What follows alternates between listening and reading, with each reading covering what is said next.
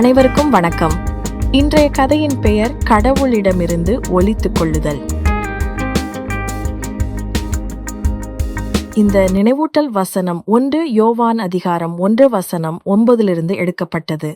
நாம் நம்முடைய பாவங்களை அறிக்கையிட்டால் பாவங்களை நமக்கு மன்னித்து எல்லா அநியாயத்தையும் நீக்கி நம்மை சுத்திகரிப்பதற்கு அவர் உண்மையும் நீதியும் உள்ளவராயிருக்கிறார் என்று வேதம் கூறுகிறது. உண்மையிலேயே அறிக்கையிட்டால் அவர் நம்மை மன்னிப்பார். ஏதாவது தவறு செய்யும்போது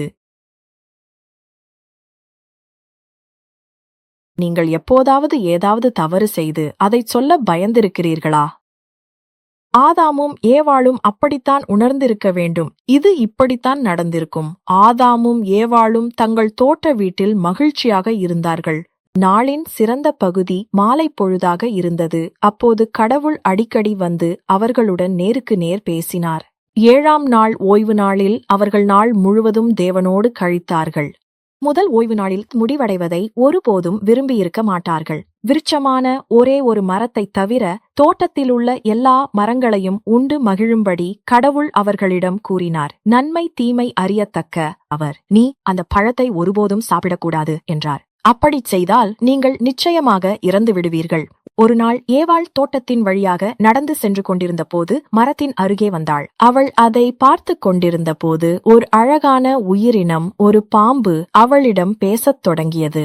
இந்த தோட்டத்திலுள்ள எந்த மரத்தின் கனியையும் நீங்கள் சாப்பிடக்கூடாது என்று கடவுள் உங்களிடம் சொன்னது உண்மையா? பாம்பு கேட்டது.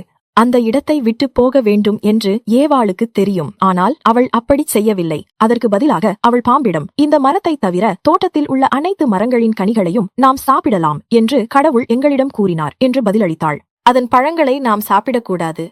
நாம் அதை தொடக்கூட மாட்டோம். அப்படி செய்தால் நாம் இறந்துடுவோம். பாம்பு, நீ சாக மாட்டாய் என்று பதிலளித்தது. நீங்கள் கடவுளைப் போலவே புத்திசாலியாக இருப்பீர்கள். பழத்தை சாப்பிடுவது உங்களை ஞானியாக்கும். ஏவாள் கை நீட்டி அந்த பழத்தை தொட்டாள். ஆனால் எதுவும் நடக்கவில்லை. பின்னர் அவள் கொஞ்சம் பழத்தை எடுத்து அதை கடித்துவிட்டாள்.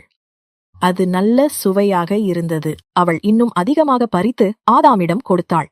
ஏவாள் கொஞ்சம் சாப்பிட்டாள் என்று தெரிந்ததும் அவனும் கொஞ்சம் சாப்பிட்டான். ஆதாம் ஒரு கடியை எடுத்தவுடன் அவர்களுக்கு ஏதோ நடந்தது. அவர்கள் நிர்வாணமாக இருப்பதை உணர்ந்தார்கள். அவங்க வெட்கப்பட்டு பயந்தார்கள். அவங்களோட தவறு பண்ணிட்டாங்க என்பது அவங்களுக்கு தெரியும். அவர்கள் ஒரு அத்தி மரத்திடம் ஓடி அதன் இலைகளை பயன்படுத்தி தங்களை மூடிக்கொண்டனர். அன்று மாலை கடவுள் தோட்டத்தின் வழியாக நடந்து செல்வதை கேட்டதும் அவர்கள் ஒளிந்து கொண்டனர். அவர்கள் அவரை சந்திக்க வெட்கப்பட்டார்கள். கடவுள் அவர்களை கண்டதும், நீ ஏன் ஒளிந்து கொண்டிருக்கிறாய் என்று கேட்டார். தோட்டத்தில் உன் சத்தத்தை கேட்டோம் என்று ஆதாம் கடவுளிடம் சொன்னான். நாங்கள் பயந்தோம்.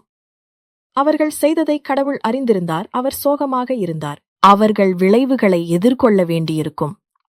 அவர்கள் அந்த அழகிய தோட்டத்தை விட்டு வெளியேற வேண்டியிருக்கும் என்றும் அவர்கள் வயதாகி இறுதியில் இறந்து போவார்கள் என்றும் அவர் அவர்களிடம் கூறினார். தோட்டத்திற்கு வெளியே வாழ்க்கை கடினமாக இருக்கும். களைகள் வளரும், முட்கள் இருக்கும். அவர்கள் தங்கள் உணவை வளர்க்க கடினமாக உழைக்க வேண்டியிருக்கும். மற்ற அனைத்தும் இறந்துவிடும். தாவரங்கள் மற்றும் விலங்குகள். ஆதாமும் ஏவாளும் அவருக்கு கீழ்ப்படியாமல் போக தேர்ந்தெடுத்த போதிலும் கடவுள் அவர்களை தனியாக விடவில்லை. விஷயங்களை சரி செய்வதற்கான தனது திட்டத்தை பற்றி அவர்களிடம் கூறினார். அவர் தம்முடைய குமாரனை உலகிற்கு அனுப்புவார். அவருடைய மகன் இறந்து அவர்கள் செய்த எல்லா தவறுகளுக்கும் பழியை ஏற்றுக்கொள்வான்.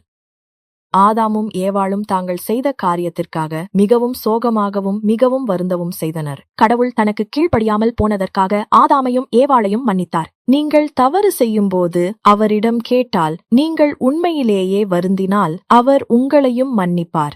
நீங்கள் சரியானதை செய்ய அவர் உங்களுக்கு உதவ விரும்புகிறார். மேலும் இயேசு மீண்டும் வரும்போது நீங்கள் பரலோகத்திற்கு செல்ல தயாராக இருக்க வேண்டும் என்று அவர் விரும்புகிறார்.